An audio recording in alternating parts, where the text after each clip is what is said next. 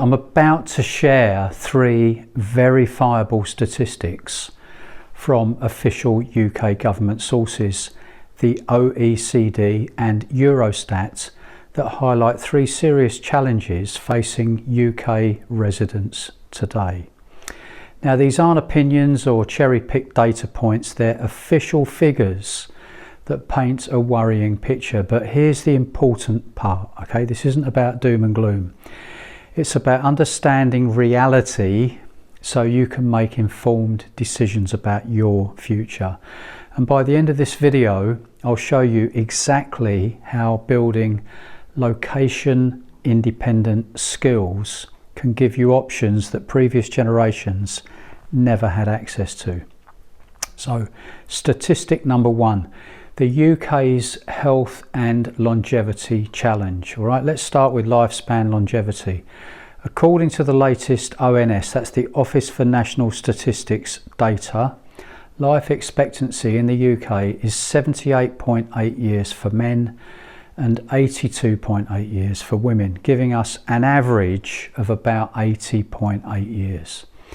Now, that might not sound terrible until you realise it puts the UK last among all Western European countries, okay? Dead last. Not second to last, not struggling but competitive, dead last. Compare it internationally. Spain leads Europe at 84 years life expectancy. Italy at 83.8, okay? There's a gap there of over 3 years of life simply based on where you live. But here's where matters become more concerning, okay? And this is healthy life expectancy. The UK government's own 2024 Mortality Insights report shows that healthy life expectancy in England is just 61.5 years for men and 61.9 years for women. Okay, that means the average Brit can expect less than 62 years of good health. Compare that to Singapore and Japan, where healthy life expectancy exceeds 73 years, which is over a decade more healthy living. Okay, and even more troubling, we're not just behind other European nations, we're trailing some developing countries. Okay, and since COVID, healthy life expectancy in England has become lower still, by 1.7 years for men and 1.9 years for women. While other countries are improving in this measure, the UK's actually getting worse. So, statistic number 2, the pension adequacy crisis. So let's talk about retirement security, and this reality check might be another wake-up call. Okay, the maximum UK state pension for someone with a full national insurance record is just £11,973 per year, less than £1,000 a month. Now, to put this in perspective, UK minimum wage provides around about £23,800 a year. So the state pension, the foundation of UK retirement income, pays half of what we've decided is the absolute minimum someone needs to survive while working. Okay.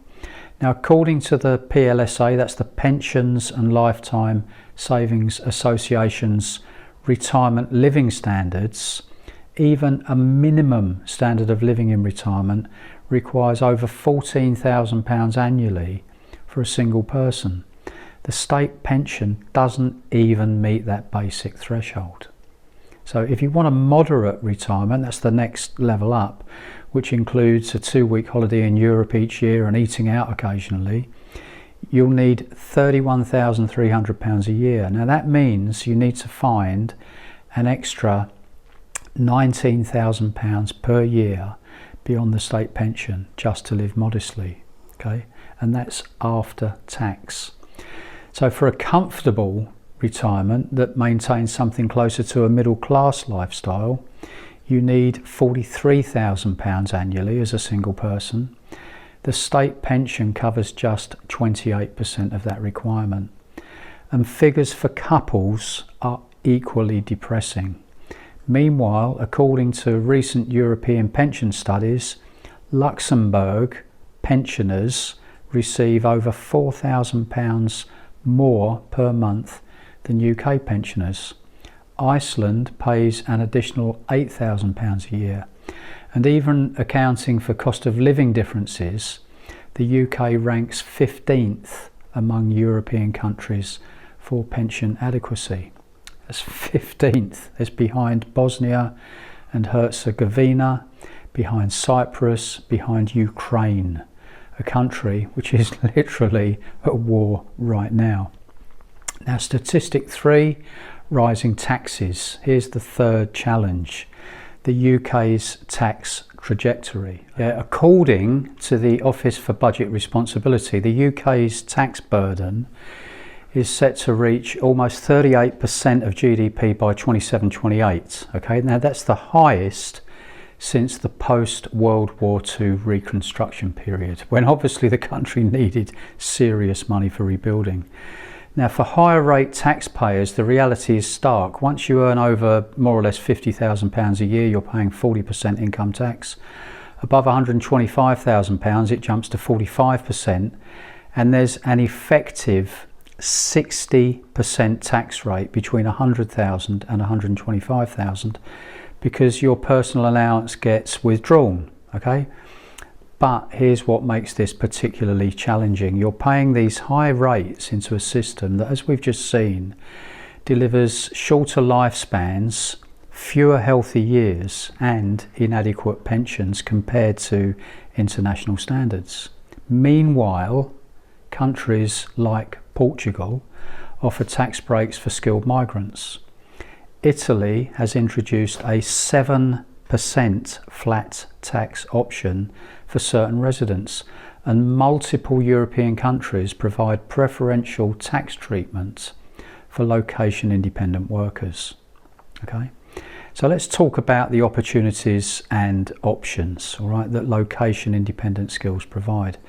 Now, this is why I'm sharing this data with you. These aren't just statistics. They represent a fundamental shift in how we need to think about career, life optimization and retirement.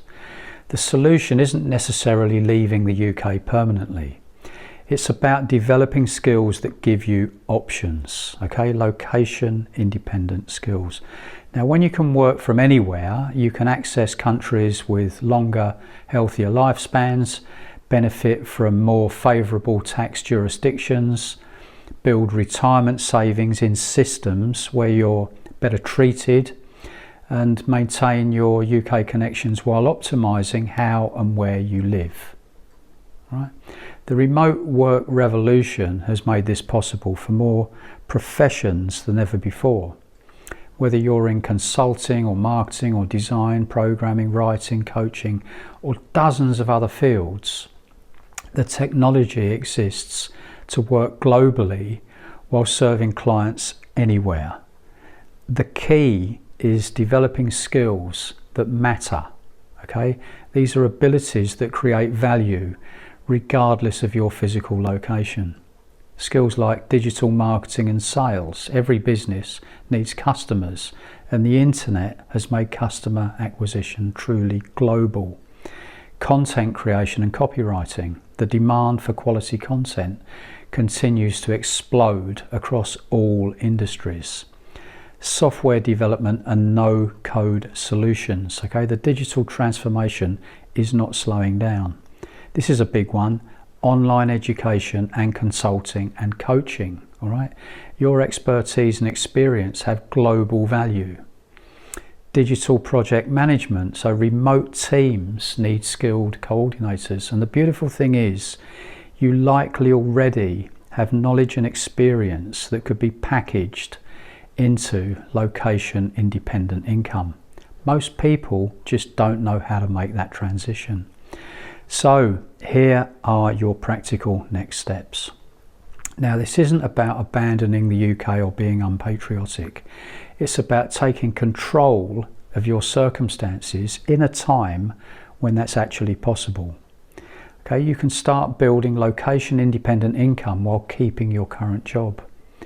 You can test markets, develop skills, build systems, all while maintaining your financial security.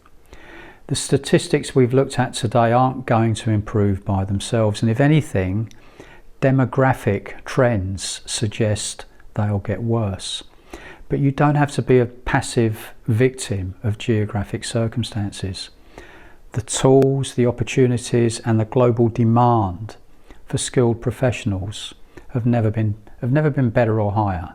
So in conclusion, the data doesn't lie. Okay, the UK faces real structural challenges in health, pension adequacy and tax efficiency compared to other developed nations.